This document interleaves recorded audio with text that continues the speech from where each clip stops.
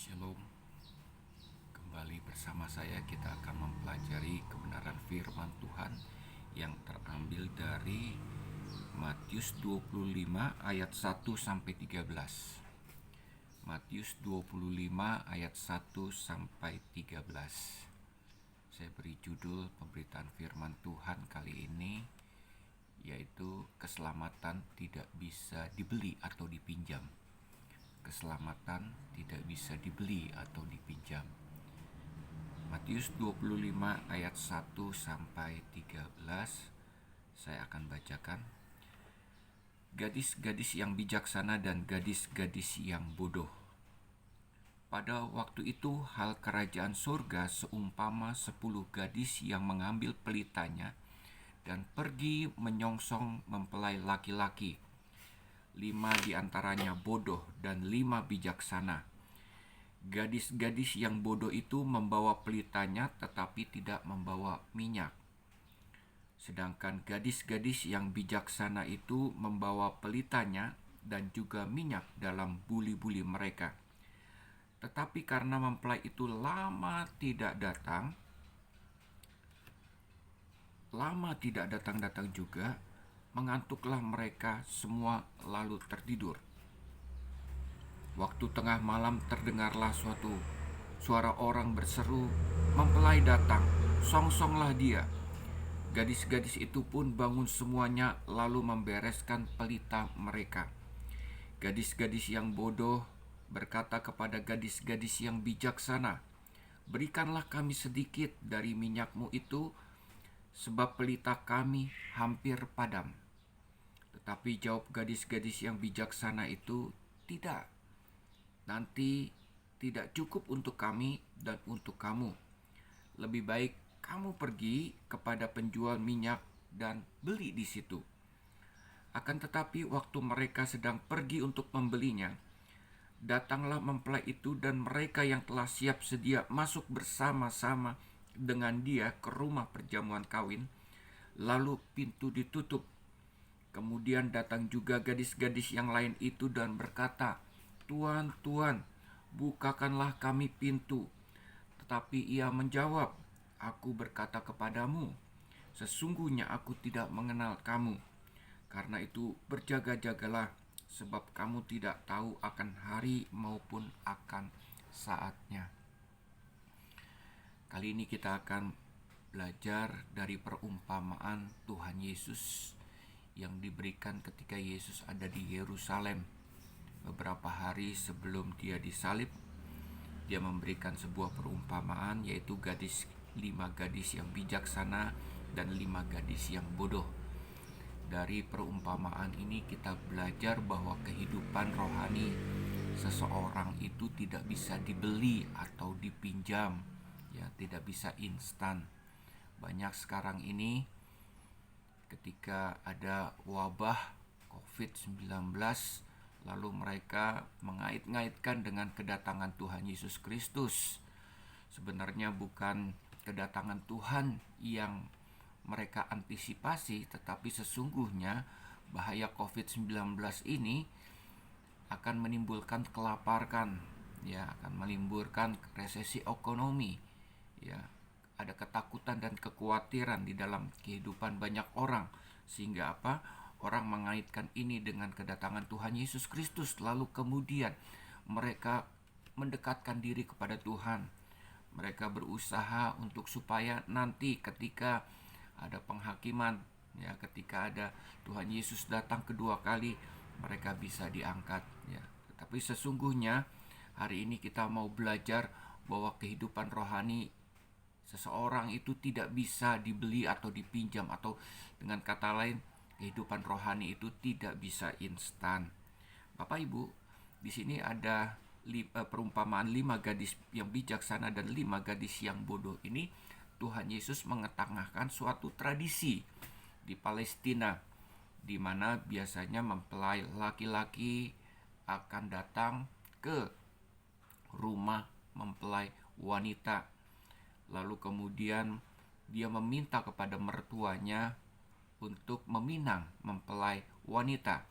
Lalu kemudian ketika mertuanya itu setuju, calon mertuanya setuju, lalu kemudian mempelai wanita akan dibawa oleh mempelai laki-laki ke rumah mempelai laki-laki untuk kemudian mereka melangsungkan pernikahan, pesta pernikahan dan hidup bersama.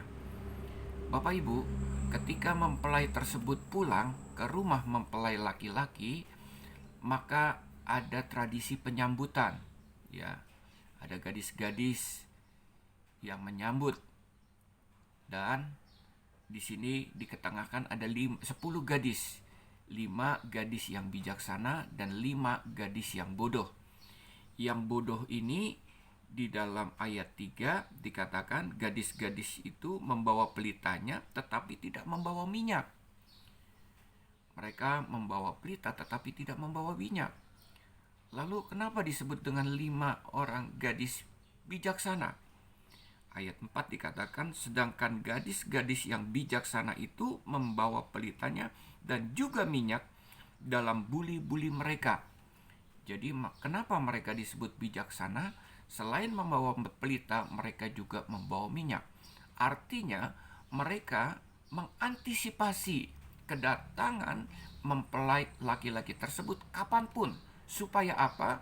Supaya pelita itu terus menyala dan mereka bisa ikut di dalam perjamuan kawin mempelai laki-laki tersebut, ya. Nah, kata kuncinya adalah mengantisipasi, ya.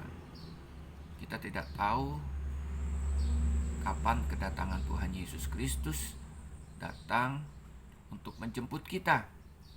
Tetapi kuncinya di sini adalah kapanpun, bukan masalah waktu, kapanpun itu terjadi, ya. Tetapi permasalahannya apakah kita sudah siap, kita sudah mengantisipasi untuk menyambut kedatangan Tuhan Yesus Kristus. Kita tidak perlu mencocok-cocokkan atau melihat tanda-tanda kedatangan Tuhan Yesus Kristus. Sebagai orang-orang percaya, kita harus mengantisipasi kapanpun Tuhan Yesus Kristus datang, kita siap sedia untuk menyambut Tuhan, ya. Gadis yang bijaksana ini membawa pelita serta membawa minyak persiapan. Minyak ini adalah melambangkan relasi, ya, antara Tuhan dengan kita. Ketika saudara mempunyai relasi di dalam kekristenan kita dengan Tuhan, ya, kehidupan doa kita, baca Alkitab, firman Tuhan itu baik, dan bukan hanya kita antisipasi ketika menyambut Tuhan Yesus Kristus, kita lalu baca Alkitab dengan giat, lalu kita berdoa dengan lebih intens lagi, lebih giat. Itu sudah terlambat, Bapak Ibu, ya. Kehidupan rohani atau relasi kita dibangun bukan dalam konteks kita menyambut kedatangan Tuhan Yesus Kristus. Sepanjang kita setelah menerima Yesus sebagai Tuhan dan Juru Selamat dan Roh Tuhan tinggal di dalam kehidupan kita, kita mengalami kelahiran baru. Kita membutuhkan relasi dengan Tuhan, ya.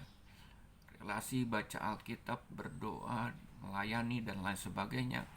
Itu harus terjadi di dalam kehidupan kita. Bukan, sekali lagi, bukan pada saat kita tahu atau ada tanda-tanda Tuhan Yesus datang kedua kali, ya. Bapak Ibu, relasi itu, ketika kita mengadakan relasi dengan Tuhan, maka akan terjadi anggur yang baru, minyak yang baru, ya.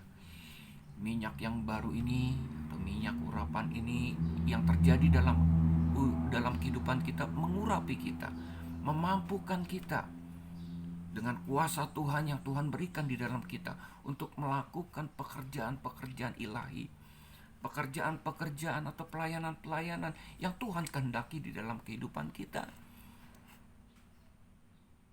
Kita memerlukan urapan itu, kita memerlukan minyak itu, kita memerlukan anggur baru di dalam kehidupan kita yang memampukan kita untuk hidup taat dan sungguh-sungguh percaya kepada Tuhan.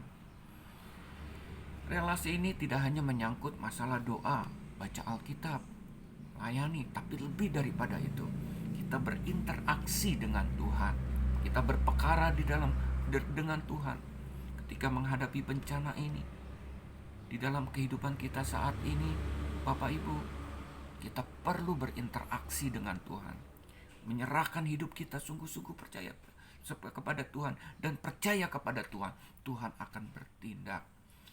Bukan hanya dalam menghadapi situasi bencana ini, tapi dalam menghadapi situasi apapun kita berpekara dengan Tuhan. Kita berinteraksi dengan Tuhan. Percaya bukan hanya dengan mulut, tetapi sungguh-sungguh bahwa Tuhan hidup di dalam kehidupan kita. Dia menolong, Dia memimpin kehidupan kita. Dia membuka jalan keluar di dalam kehidupan kita. Karena apa? Bukan hanya kita percaya, tetapi kita sungguh-sungguh mengandalkan Tuhan Yesus. Orang yang mengandalkan Tuhan Yesus tidak ada ketakutan, tidak ada kekhawatiran di dalam kehidupannya. Karena apa? Karena percaya bahwa Tuhan akan bertindak untuk kita. Itu artinya berinteraksi. Itu artinya berpekara dengan Tuhan. Kita sanggup berinteraksi dan berpekara dengan Tuhan karena urapan Tuhan, minyak Tuhan terjadi di dalam kehidupan kita. Kenapa urapan itu selalu terjadi di dalam kehidupan kita? Karena kita punya relasi yang baik dengan Tuhan. Yang terjadi relasi itu bukan hanya giat kita laksanakan pada saat menjelang kedatangan Tuhan Yesus Kristus, tetapi di dalam kehidupan kekristenan kita sebagai anak-anak Allah, kita percaya, kita tahu bahwa Allah memberikan kuasa di dalam kehidupan kita. Untuk itulah kita berelasi dengan Tuhan dan hidup mengandalkan Tuhan. Bapak Ibu, sekali lagi, kehidupan kekristenan kita adalah kehidupan yang mempunyai relasi dengan Tuhan. Dan relasi itu kita tidak bangun atau bergiat ketika kita tahu ada bencana di dalam kehidupan kita. Kita mencocok-cocokkan bahwa ini adalah tanda-tanda kedatangan Tuhan Yesus, atau kita melihat ada pembinasa keji akan tampil atau antikris akan tampil di dalam kehidupan kita, atau banyak orang berkata bahwa ini adalah akhir zaman. Kita tidak terpengaruh dengan apapun yang terjadi. Yang terpenting sebagai anak Tuhan, seperti 5 gadis bijaksana, kita sudah mengantisipasi. Sekali lagi, kita sudah mengantisipasi. Artinya kita mempunyai relasi yang baik dengan Tuhan. Sebagai anak orang-orang percaya, sebagai anak-anak Allah yang diberikan kuasa, kita sanggup oleh karena roh Tuhan di dalam kehidupan kita, sanggup berelasi dengan Tuhan. Sekalipun apapun yang terjadi dalam kehidupan kita, relasi kita konstan. Kita tidak bisa membangun relasi, kita tidak bisa membangun kehidupan rohani yang dibeli. Artinya ketika ada bencana, ketika kita mencocok-cocokkan bahwa ini Yesus Tuhan akan datang kedua kali, lalu kemudian kita membeli kehidupan rohani. Kita cari kebangunan rohani, kita cari khotbah-khotbah yang bisa membuat rohani kita up. Bukan itu. Atau kita meminjam kehidupan, meminjam kerohanian seseorang untuk mengantisipasi kedatangan Tuhan Yesus. Dengan kata lain, kalau kita punya orang tua yang sudah ikut Tuhan sungguh-sungguh, kita nanti seolah-olah diselamatkan oleh karena orang tua kita atau suami atau istri kita sudah Kristen, atau kita bergereja, ya katakanlah gereja yang diurapi Tuhan, gereja yang karismatik, lalu kemudian kita ada di situ, lalu kemudian ketika Yesus datang, kita diselamatkan. Itu artinya meminjam, Bapak Ibu. Kehidupan rohani tidak bisa dibeli, kehidupan rohani tidak bisa dipinjamkan. Ini adalah hasil hubungan relasi kita dengan Tuhan sepanjang kita hidup sebagai anak-anak Allah yang diberi kuasa, yang mendapatkan pengurapan oleh karena relasi tersebut di dalam kehidupan kita. Kita tidak tahu kapan Tuhan Yesus datang, tapi fokus kita sesungguhnya bukan itu. Fokus kita adalah sesungguhnya apakah kita berinteraksi, apakah kita berpekara dengan Tuhan. Oleh karena Tuhan yang hidup di dalam kehidupan kita, maka ketika kita berpekara, kita berinteraksi dengan Tuhan, disitulah sesungguhnya relasi kita dengan Tuhan. Kapanpun Tuhan Yesus datang, kita tidak fokus ke sana. Jangan menunggu Yesus datang kedua kali baru kita membangun satu kehidupan rohani. Tidak perlu Yesus datang kedua kali. Kehidupan kita dibatasi oleh kematian. Nah, ketika kita tidak tahu kematian itu akan tiba kapan, tetapi ketika kematian itu hadir dalam kehidupan kita, apakah kita siap sedia untuk dibangkitkan? Dibangkitkan, menyambut Tuhan Yesus datang kedua kali. Lalu kita ikut perjamuan kawin anak domba, atau dibangkitkan ketika setelah kerajaan 1000 tahun ada tahta pengadilan putih. Di situ orang-orang yang berdosa, orang-orang yang belum percaya akan dihakimi, diadili. Untuk apa? Menerima hukuman kekal. Bapak Ibu, siap sedia Tuhan Yesus datang kedua kali. Kita harus mengantisipasinya dengan kehidupan rohani yang konstan, punya relasi dengan Tuhan, doa, baca Alkitab, melayani. Lebih daripada itu, kita harus berinteraksi, berperkara dengan Tuhan. Hidup mengandalkan sungguh-sungguh, mengandalkan Tuhan sungguh-sungguh, percaya bahwa Tuhan akan bertindak. Seperti Mazmur 37 ayat 5 katakan, saya percaya kapanpun Tuhan Yesus datang atau kematian menjemput kita, kita percaya bahwa Tuhan Yesus akan menyambut kita dalam perjamuan kawin anak domba, dan kita ikut dalam kerajaan Allah yang sesungguhnya. Tuhan memberkati. Shalom.